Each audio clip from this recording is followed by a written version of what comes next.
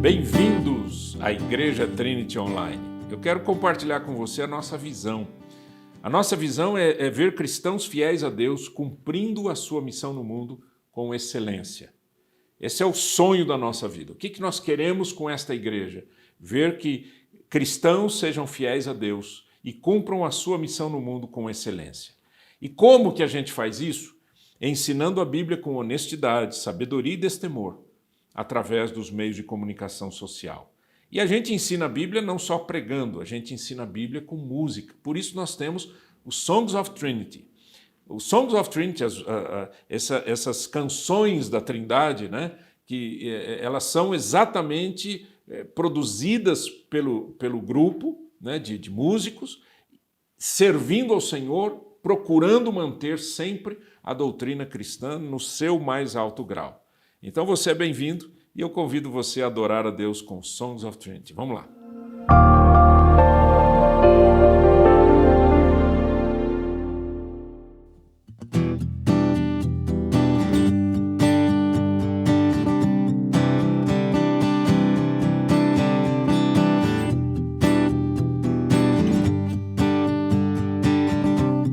Busquei meu refúgio, busquei meu refúgio.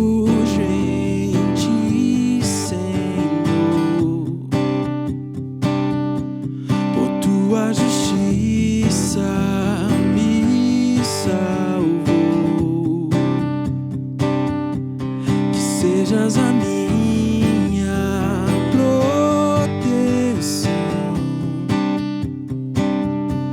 tu és minha rocha, salvação,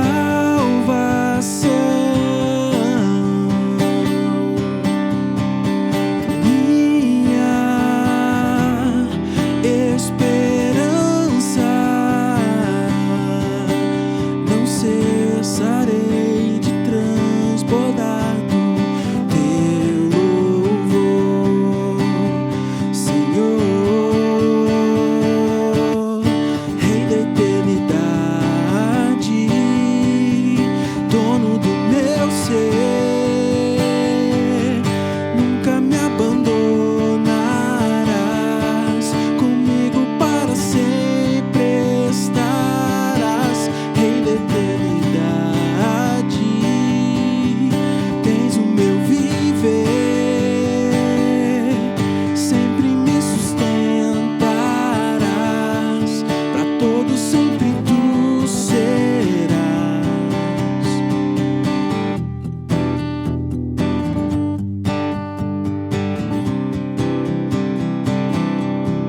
Quem se compara a ti, ó Deus?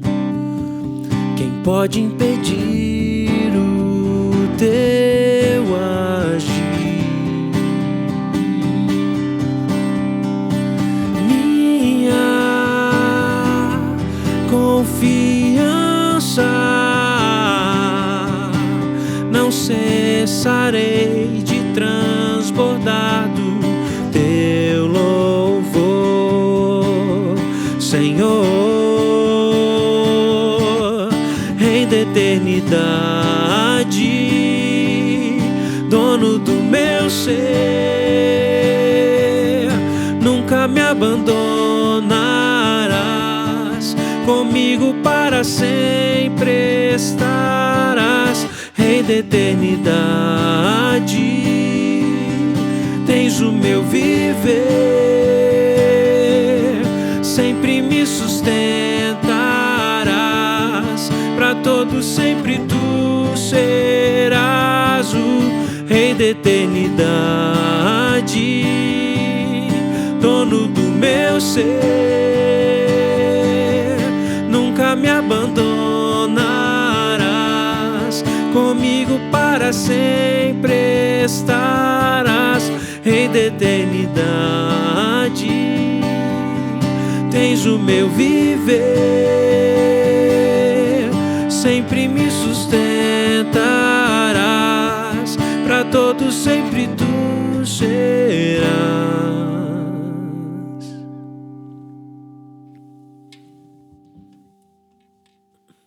Aleluia, louvado seja o nome do Senhor Jesus Cristo. Jesus, que nome mais lindo, que nome mais puro, que nome mais santo. Esse nome tem todo o poder. Esse nome está acima de todo nome, o nome de Jesus. E eu convido você a louvar a Deus conosco, com essa música que exalta e glorifica e reconhece quem Jesus é.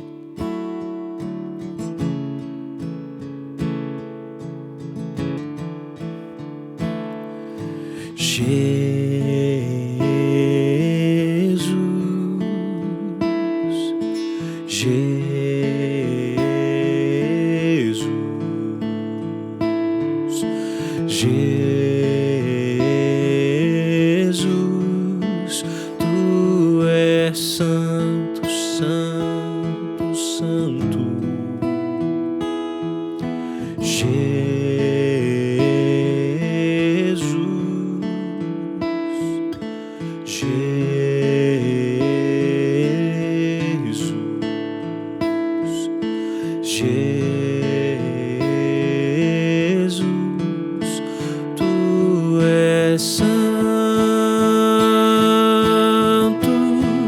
A ti rendemos glória, honra, força e todo louvor para sempre santo, justo, digno, fiel e verdadeiro é Jesus.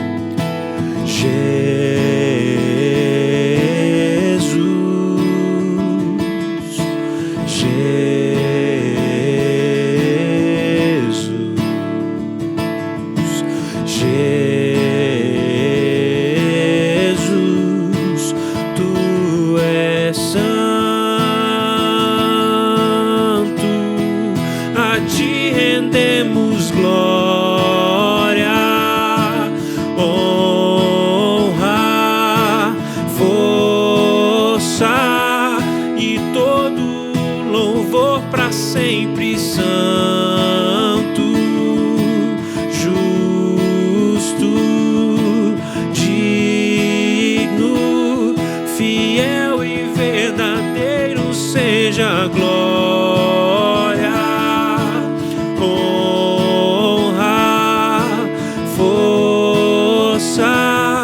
E todo louvor para sempre santo, justo,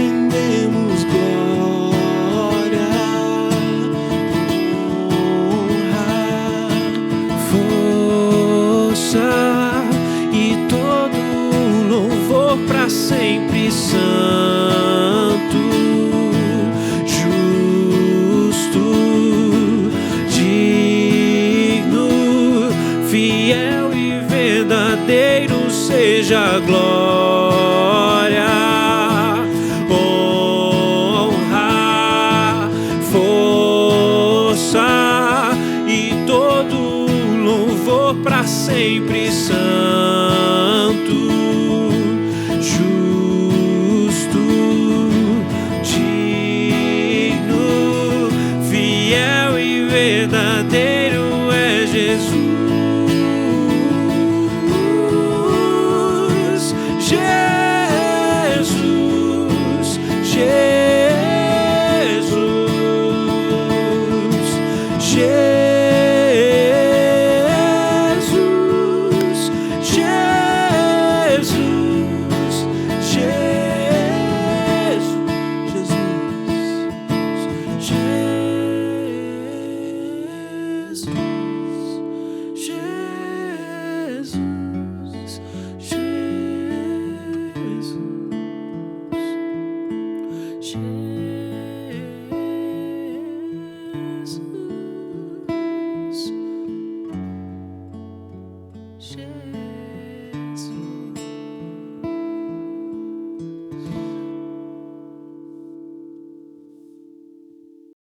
A mensagem de hoje é na sequência do livro de Romanos. Eu estou estudando com você o livro de Romanos, mas não assim de uma forma tão densa e profunda como os teólogos fazem, né? Não que tenha alguma coisa errada com isso, mas tem o seu lugar. Eu quero ser bem pastoral, eu quero ser bem prático. Como é que a gente enxerga esse texto bíblico e aplica isso no nosso dia a dia, fazendo a leitura daquilo que está acontecendo ao nosso redor?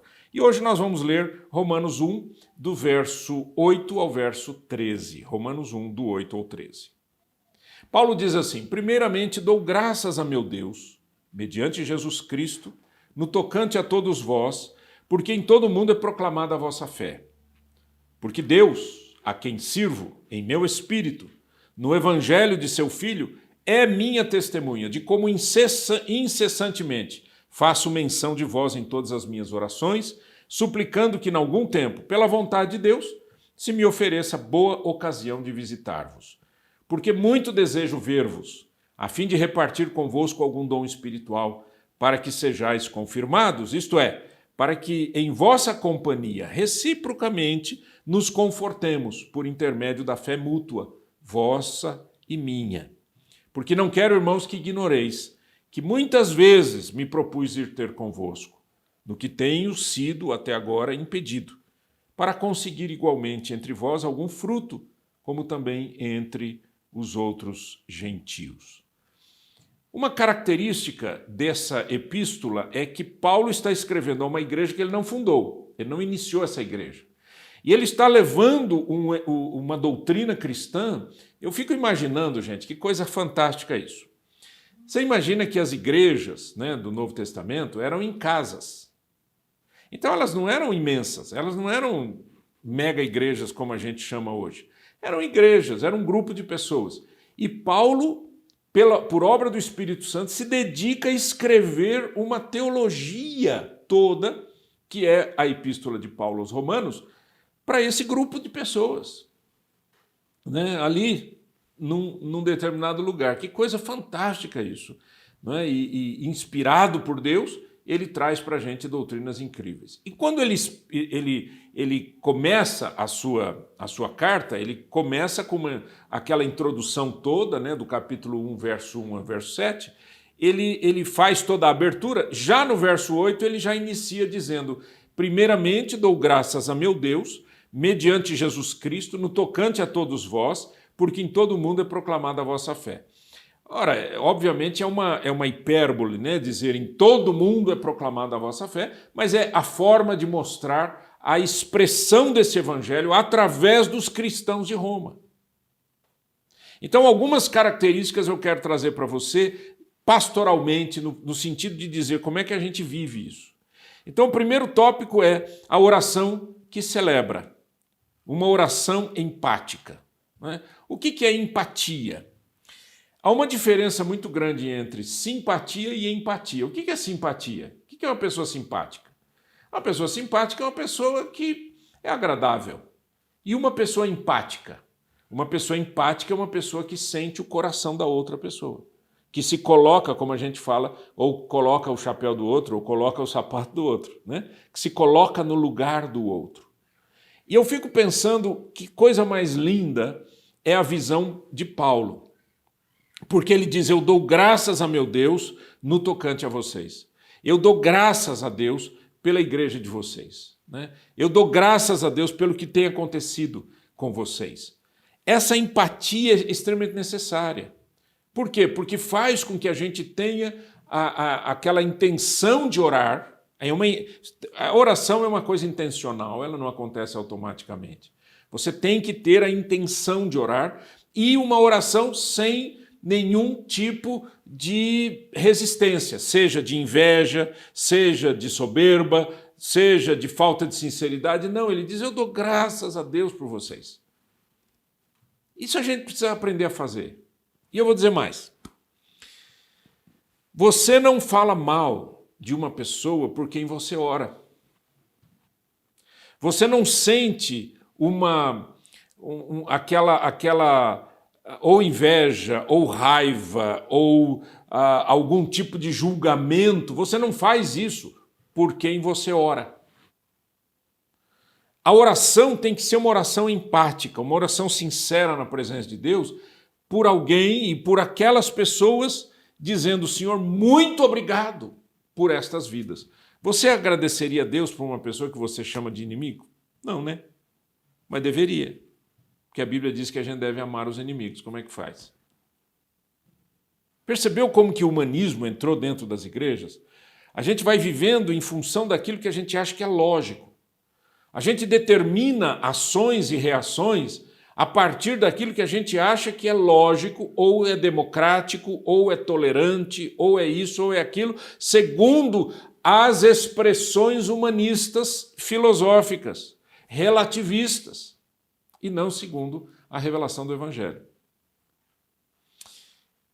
Esses dias eu estava vendo assim, um breve vídeo de uma jornalista nos Estados Unidos, e ela estava muito brava.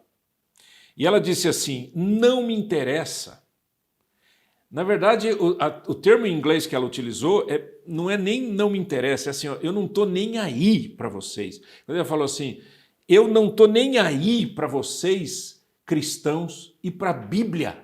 Eu não me interessa o que a Bíblia diz, não quero saber o que a Bíblia diz.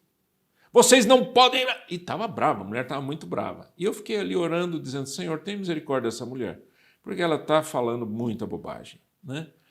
Ela está falando algo que ela não conhece. Ela não conhece o Evangelho, ela não conhece Jesus Cristo, ela não conhece o amor de Deus. Por que a gente usa a Bíblia? A gente usa a Bíblia não porque a Bíblia é um livro de regras e a gente tem que ficar ali olhando com a ponta do dedo, apontando cada regrinha e julgando as outras pessoas a partir das regras que nós determinamos ou que lemos na Bíblia. Não! A Bíblia é o livro do amor de Deus para nós. É o melhor de Deus. A sociedade está como está porque as pessoas abandonaram a Deus e a sua palavra. A sociedade está deploravelmente sendo destruída por falta de conhecimento das Escrituras. Então, conhecer as Escrituras não é ficar quadradinho, fechadinho, pelo contrário. Ao conhecer as Escrituras, a nossa mente se abre, o nosso coração se abre, a gente ama as pessoas. Jesus disse que todos os mandamentos se resumem nisso, no amor. Então, quando Paulo ora pela igreja em Roma, ele está expressando amor. Aquilo que eu falei de empatia. Segundo, ele fala em gratidão. Ele diz gratidão pelos irmãos, né? Ver as pessoas transformadas. Ver as pessoas vivendo aquilo que é essencial. Quando ele diz assim, dou graças a meu Deus, mediante Jesus Cristo, no tocante a vós. Não no tocante a esta instituição, a essa organização. Nossa, que coisa mais linda. Eu vi muito disso, gente. Eu sou pastor há quase 40 anos. Eu vi muita gente dizer, a minha igreja, olha como a minha igreja ela se expressa, olha que coisa linda. A minha igreja tem um coral maravilhoso, a minha igreja faz parte de um movimento internacional, nós somos de mega igreja. Paulo diz assim, eu dou graças a Deus por vocês, irmãos e irmãs em Cristo. Pelas pessoas, gente. Um outro aspecto é o reconhecimento de quanto o Evangelho se expande. O evangelho se expande e não as instituições ou as igrejas ou pastores ou líderes, né? Mas o evangelho se expande. Ele diz, esse evangelho alcança o mundo. Eu sempre me fiz uma pergunta. E eu vou trazer essa pergunta para você. Por que é que o Brasil... Presta atenção na pergunta. Vou até falar aqui nessa câmera aqui mais pertinho de você. Ó. Por que é que o Brasil tem tido um aumento no número de cristãos evangélicos e nós estamos piores a cada dia? Responda isso para mim. Responda isso para mim. Nós somos considerados o maior país cristão do mundo, do ponto de vista de católicos e cristãos evangélicos. Mas nós estamos piores cada dia. O que falta para nós? O que falta para nós é o reconhecimento de que o evangelho, que é de Deus, não é nosso, não está entrando dentro das nossas vidas. Vou te dar um exemplo simples. Na pandemia, os órgãos de saúde começaram a dizer, olha, é importante isso, importante aquilo, etc. Uso de máscaras, distanciamento social. Você vai entrar no elevador, tá lá. Se for da mesma família, anda junto. Se não for da mesma família, não anda. Ok? No meu prédio, a pessoa aperta, chama o elevador, eu estou descendo com a minha família ou com a minha esposa. A pessoa abre a porta e diz assim, posso entrar? Dá vontade de falar, está faltando parafuso na sua cabeça? Está escrito aqui, ó, dentro do elevador está escrito assim, ó, andar no elevador só membros da mesma família. E a pessoa fica brava. Fecha a porta com raiva. Eu não consigo entender isso daí. Tá certo? O que caracteriza, quando a gente fala em certos países de primeiro mundo, sabe o que caracteriza esse país? A obediência às regras. É incrível. A obediência às regras. E elas são simplesmente importantes para nós. Não são regras à toa, são importantes.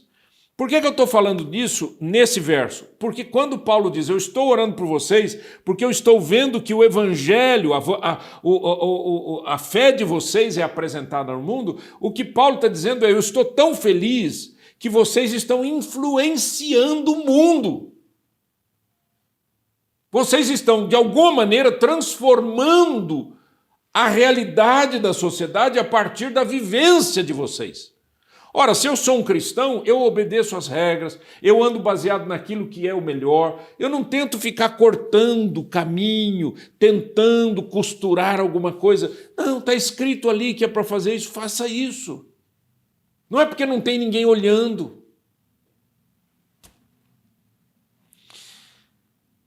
Outra coisa importante é o atestado de que o que é conhecido é a fé e não a fama das pessoas ou instituições. Paulo diz, a fé de vocês alcançou o mundo. Pensa nisso. No verso 9 ele diz assim, porque Deus, a quem sirvo em meu espírito, no evangelho de seu Filho, Deus, a quem sirvo, lembra, ele é servo de Deus, Deus a quem sirvo, em meu espírito, no evangelho do Filho, o evangelho pertence a Cristo, ou é a respeito de Cristo, ele diz, esse Deus é minha testemunha de como incessantemente faço menção de vós em todas as minhas orações, suplicando que, em algum tempo, pela vontade de Deus, se me ofereça boa ocasião de visitar-vos. Paulo está dizendo que gostaria de visitar essa igreja, ir até Roma, estar com eles, etc. Então, primeiro ponto, a oração e a pregação andam juntas. O pregador que não ora não é um bom pregador. A oração e a pregação, elas andam juntas porque as pessoas não são tocadas pelas palavras de sabedoria humana. Isso Paulo fala em 1 Coríntios capítulo 1, 2. Né? Ele diz, olha, não é pela sabedoria humana, eu não quis saber nada entre vós a não ser Cristo e este crucificado. Orar pelas pessoas com intenção de que elas se desenvolvam na fé. Esse é o objetivo da oração intercessória. A gente fica muito preocupado com aquela oração de resultados imediatos. Ai, Senhor, essa pessoa está doente. Ai, Senhor, essa pessoa precisa de um emprego. Ai, Senhor, essa pessoa precisa de não sei o quê. Ai, Senhor, eu quero trocar de carro. Ai, Senhor, eu quero trocar de casa. Ah, Senhor, eu estou precisando de não sei do quê. E a gente fica... Não que a gente não possa orar por essas coisas. Eu não estou dizendo isso. Estou dizendo, a oração que Paulo apresenta aqui para a gente é a oração do desenvolvimento da fé na vida das pessoas. Eu quero que as pessoas cresçam em Cristo. Outra coisa é a constância na oração. A oração precisa ser perseverante, constante. Eu não posso simplesmente parar. Né? Ah, cansei de orar. Ah, não vou mais orar por essa pessoa. Não, a gente ora sempre. Né? Eu muitas vezes estou orando e me vem à mente uma pessoa, eu começo a orar por ela, me vem à mente outra pessoa. E às vezes eu vejo Deus me levando para lugares assim incríveis através da oração e chegando a pessoas que eu já nem lembrava mais dessas pessoas, por não estar convivendo com elas. Mas Deus sabe por que a gente está orando por alguém, não é verdade? Né? Isso é uma coisa incrível. Outra coisa que Paulo deixa claro aqui é a submissão dele à vontade de Deus. Ele diz assim, a minha oração é que Deus me dê ocasião para visitar vocês. Eu não estou conseguindo chegar lá. Ele fala mesmo no texto, né? Ele diz, eu estou sendo impedido. De alguma maneira, não está dando certo para eu chegar até vocês. Mas eu estou esperando na vontade de Deus. Olha aqui. A vida cristã tem que ser baseada na vontade de Deus. A gente tem que orar por tudo, gente. Não é só orar pelos grandes negócios, as grandes coisas. Essa mania de pensar em grandes coisas. A gente tem que pensar que a maior obra existente na face da terra é a salvação de uma pessoa. Essa é a maior obra. Você quer fazer grandes coisas para Deus? Leve o evangelho aos corações. É isso. Simples assim, né? Anuncie o amor de Deus. No versículo 11, o apóstolo Paulo diz assim, porque muito desejo ver-vos a fim de repartir convosco algum dom espiritual. Aqui é muito importante a gente entender isso. Quando ele diz repartir algum dom espiritual, ele não está falando que ele iria dar algum dom para alguém. Porque segundo 1 Coríntios capítulo 12, a gente sabe que quem dá os dons espirituais é a Trindade. É o Pai, o Filho e o Espírito Santo. 1 Coríntios capítulo 12, leia lá. Aqui o que ele está dizendo é esse compartilhar dos dons que ele tinha para levar essa igreja a ser confortada por intermédio da fé. Ou seja, trocando em miúdos, os dons que Deus te deu são para serem compartilhados, eles não podem ser guardados. Você lembra daquela parábola do talento? Lembra? A um Deus deu, o Senhor chamou lá os seus empregados e disse, você vai ter 5 talentos. Lembra? Talentos era uma questão material. Mas pensa do ponto de vista dos dons. A um Deus deu 5, a outro Deus deu 2 e a outro deu 1. Ok? Aquele que tinha 5, quando o seu Senhor voltou, ele disse, olha, eu multipliquei e agora eu tenho mais 5, nós temos 10. O que tinha 2, multiplicou, agora nós temos 4. E o que tinha 1, falou o quê? Eu fiquei com medo, porque eu sei que o senhor é um homem muito severo, então eu guardei. Está aqui, os talentos que o senhor me deu, até pus no lencinho aqui, está aqui, de servo mau e negligente. Servo mau e negligente. Por quê? Porque você não compartilhou o que Deus te deu. Numa linguagem cristã, né? A gente utiliza a palavra talento, não agora com essa questão de quanto peso em prata ou coisa, mas talento são talentos ligados àquilo que é natural. Né? Então, por exemplo, a pessoa tem o talento de desenhar, talento de cozinhar, talento esportivo. Né? São talentos. Deus deu para todo mundo alguma coisa assim. Para todo mundo você tem alguma coisa. Mas dons são espirituais, só para cristãos, só para aqueles que nasceram em Cristo, só para aqueles que se converteram a Jesus, só para aqueles que nasceram de novo. Esses recebem dons espirituais. Você vê esses dons espirituais em Efésios capítulo 4, 1 Coríntios capítulo 12, 1 Pedro capítulo 4, né? 1 Coríntios capítulo 12, 13 e 14. Então, esses são dons espirituais. Como, por exemplo, o apóstolo, o profeta, o evangelista, o pastor, o mestre, dons de curar, dons de línguas, dons de discernimento de espíritos, né? Interpretação de línguas, profecia e assim por diante, são dons, governo, socorro, né? São dons espirituais. Então, quem dá os dons é Deus. Mas uma vez que eu receba esses dons, eu preciso compartilhar esses dons. Eu tenho a plena consciência de que Deus me chamou para pregar o Evangelho. Pregar, ser um pregador, tá? Para ser um pregador, eu acabei indo para o seminário, eu fiz faculdade de teologia, né, e vários outros cursos, e acabei sendo pastor. Por quê? Porque esse é o caminho que a instituição coloca em você. Olha, você fez o seminário, então agora você vai cuidar de uma igreja como pastor. Então a gente mistura funções, atribuições humanas com dons espirituais. Quem é o pastor? Pastor é um dom espiritual. 1 Coríntios, Efésios capítulo 4, versículo 11. Pastor é um dom espiritual. Mas o evangelista é um outro dom. O profeta é um outro dom. Certo? Existem dons espirituais diversos. Eu me vejo mais como um pregador do que como um pastor. Apesar de que sempre desenvolvi o meu ministério pastoral. E agi como pastor e continuo sendo pastor hoje. Mas eu sou muito mais um pregador do Evangelho. O que Cristo me deu de diferente? Ele me deu a graça de poder explicar, às vezes, coisas difíceis de um modo mais claro. Isso é dom espiritual, não é... Eu não aprendi isso na escola. Você pode fazer o curso que você quiser. Você já viu pessoas que muitas vezes falam assim, eu amo ensinar a Bíblia.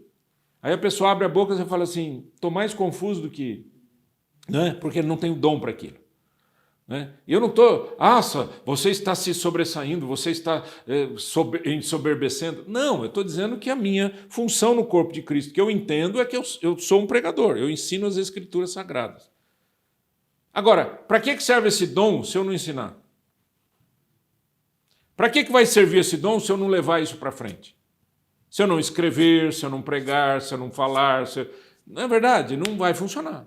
Assim como tem outros dons e precisam ser compartilhados. E 1 Coríntios capítulo 12, verso 7 diz assim, a manifestação do Espírito é concedida a cada um para um fim proveitoso. Para que serve um dom espiritual?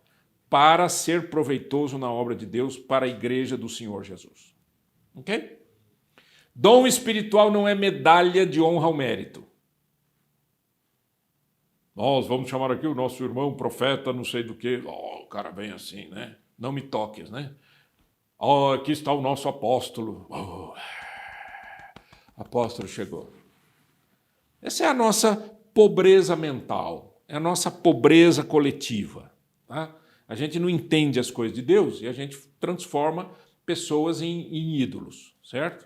Isso é uma bobagem. Dons espirituais são para serem usados por um fim proveitoso. Ok, verso 13. Porque não quero, irmãos, que ignoreis, que muitas vezes me propus ir ter convosco. Lembra? Ele queria chegar até lá, né? No que tenho sido até agora impedido, para conseguir igualmente entre vós algum fruto, como também entre os outros gentios. Olha a mente de Paulo. Paulo, o que ele fazia, ele tinha sempre o pensamento de ganhar vidas para Cristo, discipular essas pessoas e ajudar essas pessoas a crescerem na fé. Quando ele fala algum fruto, ele está falando de pessoas convertidas a Cristo. É um propósito apostólico. Lembra que a palavra apóstolo quer dizer enviado. Quem que é o apóstolo? É aquele que foi enviado para uma obra específica. Qual que é a visão dele? Ganhar pessoas para Cristo. Eu preciso ganhar, receber algum fruto nisso daí. Né? Evangelizar e discipular. Esse é o trabalho apostólico. Esse é o nosso trabalho. O nosso trabalho é levar o evangelho de Cristo Jesus ao mundo. E sem barreiras. Como eu já disse, quem define a quem nós pregamos é o Senhor e não o pregador. Por exemplo, quando eu estava mais naquela ativa de viaja para cá, viaja para lá, é convidado para isso, convidado... Eu nunca disse assim, nessa igreja eu não vou. Essa igreja aqui é muito pequenininha, eu não vou. Já fui em cada lugar que vocês não têm ideia. De pegar barco e ir pregar num lugar que eu nem sei onde eu estava, né? De pegar ônibus eterno, que vai eternamente, né? me levava para cada lugar. Fui para tudo quanto é lugar que Deus me deu graça e eu consegui atender a agenda. Eu não ficava assim, essa igreja aqui, não, aqui essa é uma igreja famosa, se eu pregar lá vai ser legal, né? As igrejas que eu fui, que eram mega igrejas, muitas vezes Deus me levava para levar uma palavra muito pesada. Interessante. Me dava um sonho, me dava a mensagem inteira. Eu fui numa igreja uma vez, eu ministrei os princípios, como eu estou fazendo aqui, ministrei princípios de Deus. Sabe o que aconteceu com aquela igreja? Entrou num pânico. Enquanto eu estava pregando, pessoas começaram a se levantar e ir tudo lá para o fundo. Eu não estava entendendo. Eu falei, como era uma conferência, eu falei, eu acho que eles vão cantar, na minha inocência. Mas Deus tinha me dado aquela palavra forte, pesada. Quando eu terminei de pregar, o pastor titular não estava naquele dia, veio o pastor assistente conversar comigo e falou assim, meu irmão, vem aqui na salinha. Eu fui lá na salinha, sentei com ele, ele falou assim, você não tem ideia do que aconteceu hoje? Eu falei, não tenho mesmo, o que está acontecendo? Você não viu aquele pessoal levantando? Aquele povo está muito bravo, está todo mundo revoltado. Eu falei, o que eu fiz? Ele falou, você pregou tudo o que você disse que é contra o evangelho, é o que a gente faz nessa igreja. Você acusou as pessoas estão muito revoltadas por causa disso. Eu disse, meu irmão, eu falei o que Deus mandou a partir das Escrituras. Não tem nada diferente do que eu... Não, ele falou, você está certo. O pastor, ele disse, você está certo. Algum tempo depois, anos depois, eu recebo uma pessoa para conversar comigo, assim, um aconselhamento pastoral. Eu disse, o pastor não me conhece, eu sou da igreja tal. Eu falei, igreja tal? Sim, lembro. O senhor pregou lá? Lembro. Ele falou, então, a igreja fechou. Eu disse, mas por quê? Ele falou, porque foi um rebuliço depois que você passou por lá. Então, isso é um dom espiritual. Eu não tinha ideia de nada. Eu não fui lá porque eu sabia de alguma coisa ou alguém me fofocou. Eu fui em nome do Senhor Jesus. Quem define onde o pregador vai é o Senhor. Quem define o que você faz na obra de Deus é o Senhor. Quem define para quem você prega o evangelho ali do lado da sua casa, no ponto de ônibus, na lanchonete, na cafeteria, é o Senhor. Você está disposto a servir ao Senhor com alegria? Vamos orar? Em nome de Jesus, Senhor, eu te peço que a tua graça se manifeste de uma forma tão poderosa no coração de cada um de nós, que nós possamos cumprir a tua vontade segundo as Escrituras Sagradas e sermos quem o Senhor quer que a gente seja, sem medo. Em nome de Jesus. Amém. Deus abençoe você, abençoe seu coração, sua família. Amém. Promessa.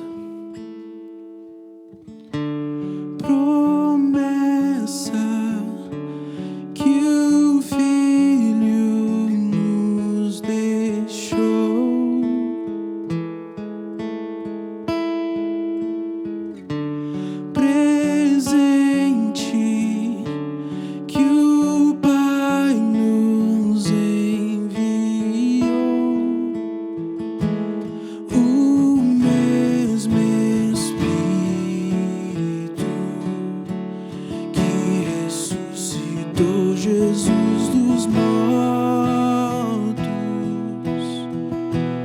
com seu poder, habita em nós. Só Ele pode sondar o coração de Deus, o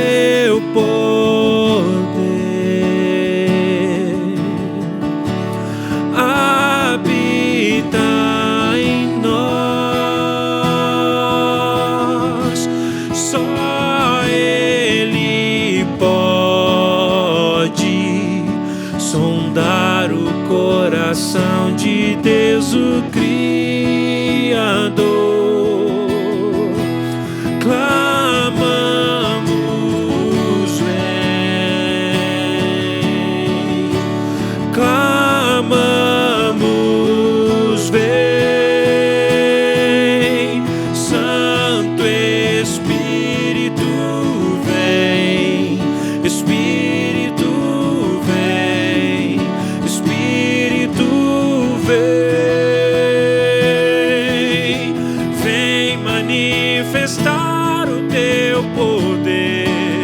Espírito vem, Espírito vem. Sinais e maravilhas vamos ver. Espírito vem, Espírito vem. Manifestar o teu poder. Espírito vem, Espírito vem,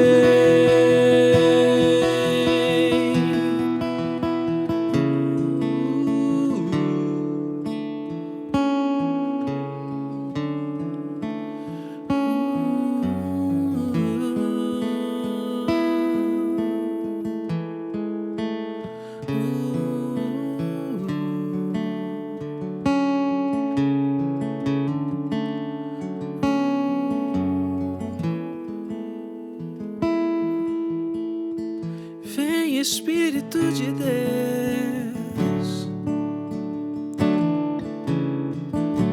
Vem, Espírito de Deus, e transforma corações.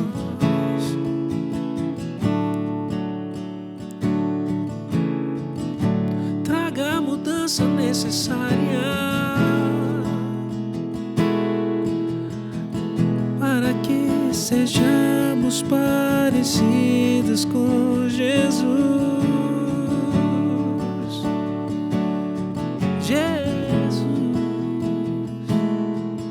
para sermos parecidos com Jesus.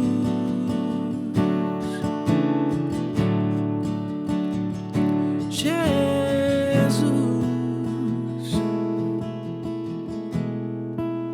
onde o Espírito de Deus está, existe liberdade.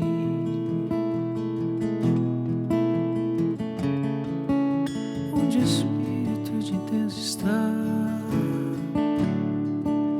ali a liberdade. Vem manifestar o teu poder. Espírito vem, Espírito